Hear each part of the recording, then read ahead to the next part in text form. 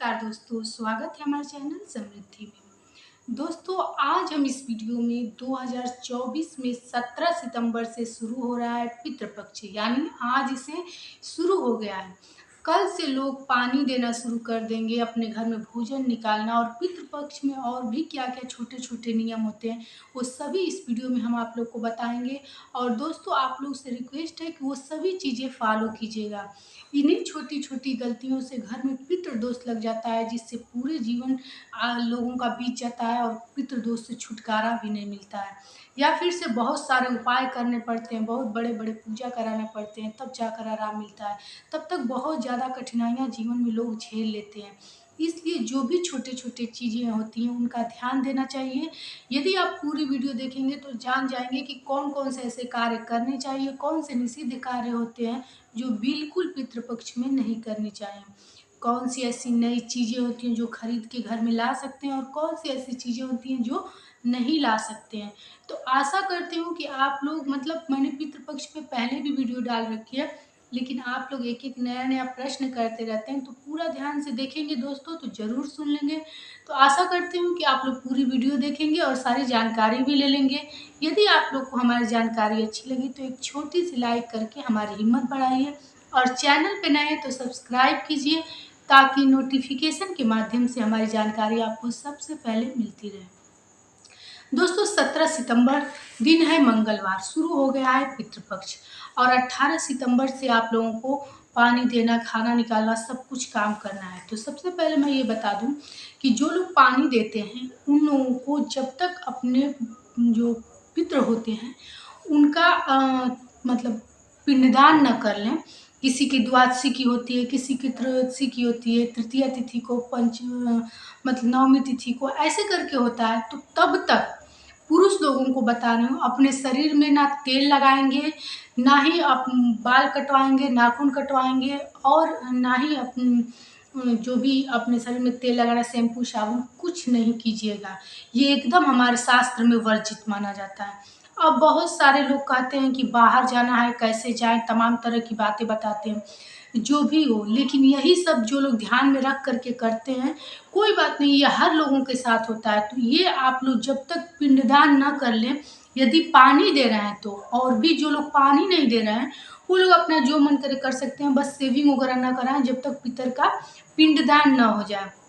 तब तक आप लोग मत कीजिएगा, उसके बाद से करने लगिएगा। लेकिन घर की महिलाएँ 15 दिनों में ना ही श्रृंगार करेंगी, ना ही पीला सिंदूर लगाएँगी, ना ही शरीर में साबुन, शैम्पू यूज़ किया जाता है। अब मैं यहाँ एक बात बता दूँ कि ये ज़्यादा फ़ॉलो हो जाता था पहले के दिनों में। मान लीजिए 15 दिनों तक कोई ना शैम्पू लगाए, ना बाल धुले, ऐसा मतलब हो नहीं सकता, क्योंकि पहले की महिलाएँ घर में रहती थी, अपना उसी तरह से रह जाती थी। अब बहुत सारी महिलाओं को बाहर भी जाना है। तो देखिए, जैसे तेल लगाने की बात हुई, तो तेल आदमी सरसों का तेल छोड़ के कोई और तेल, सिर दर्द हो या कोई बात हो तो लगा सकती हैं। या फिर से जैसे आप लोग को बाहर जाना है तो बाल में कंघी वगैरह करके लाल सिंदूर लगा लीजिएगा, पीला सिंदूर भूल करके भी मत लगाइएगा। पैरों में महावर वगैरह एकदम मत लगाइएगा। थोड़ा-सा श्रृंगार जितने में करके आदमी बाहर जाता है, हल्का-फुल्का कर लीजिएगा, ज़्यादा मत कीजिएगा। नया चीज़ बिल्कुल मत धारण कीजिएगा, चाहे वो एक रुमाल ही क्यों ना हो। ये भी समझ में आ गया। अब कुछ लोगों ने पूछा है कि जैसे कि किसी के यहाँ सूर्य भगवान को जल दिया जाता है, किसी के यहाँ नहीं दिया जाता है। तो देखिए, कुछ चीज़ें अपने यहाँ के नियम पर भी छोड़ दिया जाता है। कहा जाता है कि ये जब पितृ पक्ष में सूर्य भगवान को जल दिया जाता है, तो वो पितर के लिए हो जाता है, तो कुछ लोग सूर्य भगवान को जल नहीं देते हैं। तो अगर आपके यहाँ दिया जाता होगा तो दीजिएगा, नहीं दिया जाता होगा तो कोई बात नहीं। पुरुष जो सुबह में सूर्योदय के समय पानी देना चाहिए, दोपहर मत कीजिएगा, ये सब गलती मानी जाती है। कहा जाता है कि 15 दिनों के लिए पृथ्वी लोक में स्वर्ग लोक से पितर आते हैं, और वो अपने घर के चौखट के इर्द-गिर्द घूमते रहते हैं।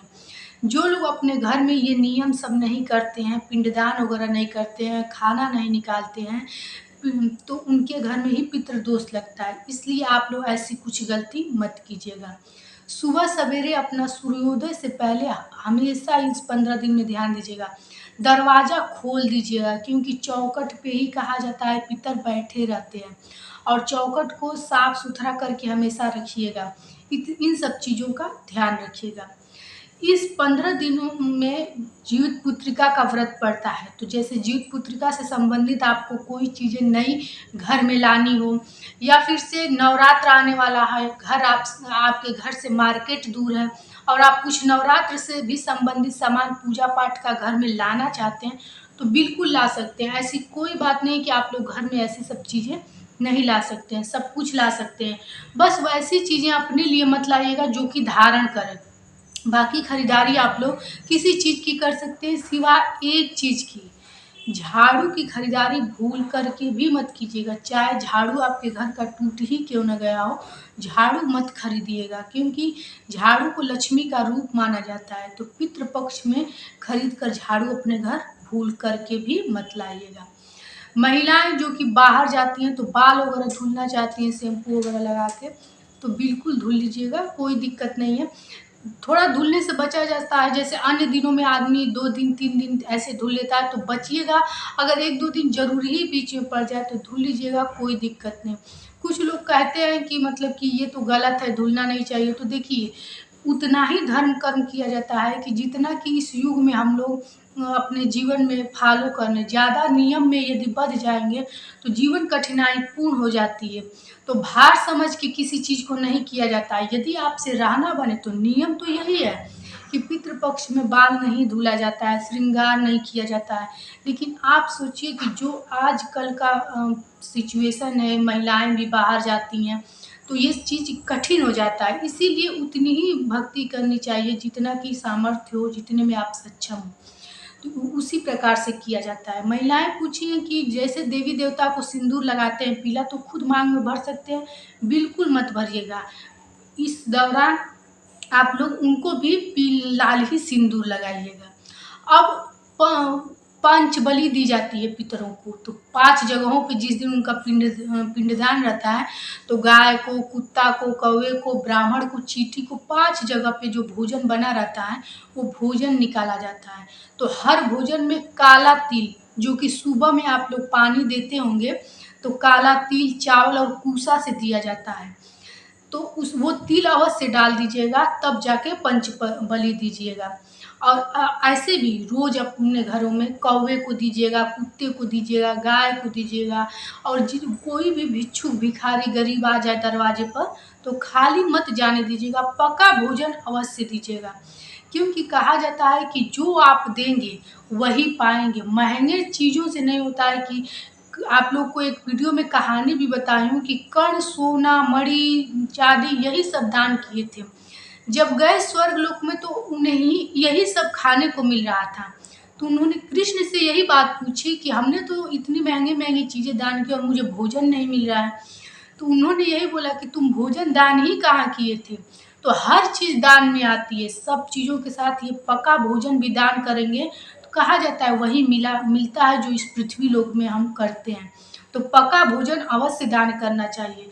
पिंडदान के दिन हो सके तो ब्राह्मणों को भोजन भी कराया जाता है, नहीं तो दान अवश्य सीधा का कीजिए। अब जो सुबह में आप लोग जल देते हैं, तो ये बताएं सूर्योदय के समय दे लीजिएगा। और जो दूध का इसमें ज़रूरत लगता है, तो दूध हमेशा गाय का ही यूज कीजिएगा, भैंस का मत यूज कीजिएगा। शाम के समय सूर्यास्त ढलते ही महिलाओं को किचन को साफ सुथरा करके भोजन निकाल देना चाहिए, 1 गिलास पानी, और ऐसा भोजन बनाना चाहिए जिससे पूरा घर महके। कहा जाता है महक ही लेकर पूर्वज संतुष्ट होते हैं और आशीर्वाद देते हैं। और फिर सुबह में ये भोजन आप लोग छत पे गिरा दीजिएगा, कौवे वगैरह आकर खा लेंगे, और पानी किसी गमले में गिरा दीजिएगा। रात्र में जब आप लोग सोने जाइएगा तो अपने किचन के चौखट पर एक पीढ़ा और 1 गिलास पानी रख दिया जाता है पितरों के लिए। कभी भी पितृ पक्ष में बासी खाना नहीं खाया जाता है, क्योंकि जो खाना किचन में ढक दिया जाता है वो कहा जाता है कि पितर ले लेते हैं, तो ऐसा खाना अच्छा नहीं माना जाता है। और गूथा हुआ आटा यदि आप लोग रखती होंगी तो सावधान हो जाइएगा, पितृ पक्ष में बिल्कुल मत रखिएगा गूथा हुआ आटा। यदि आटा बच भी जाए, आप लोग का रोटी नहीं बनाना है, आटा बच गया, तो उसका तवा पे वैसे ही रख के सेक करके कुत्ता गाय वगैरह को दे दीजिएगा, लेकिन आटा बिल्कुल मत रखिएगा, बहुत ज़्यादा हानिप्रद होता है।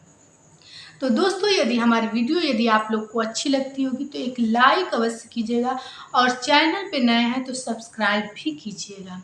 जीवित पुत्रिका का जो व्रत होता है उसके एक दिन पहले स्नान भी किया जाता है और उसके बाद से आप लोग सुनी होंगी कि सास की विदाई होती है हाथ पाँव में पारण के दिन तेल लगा कर के, और महिलाएं बाल झाड़ती हैं, सिंदूर पहनती हैं।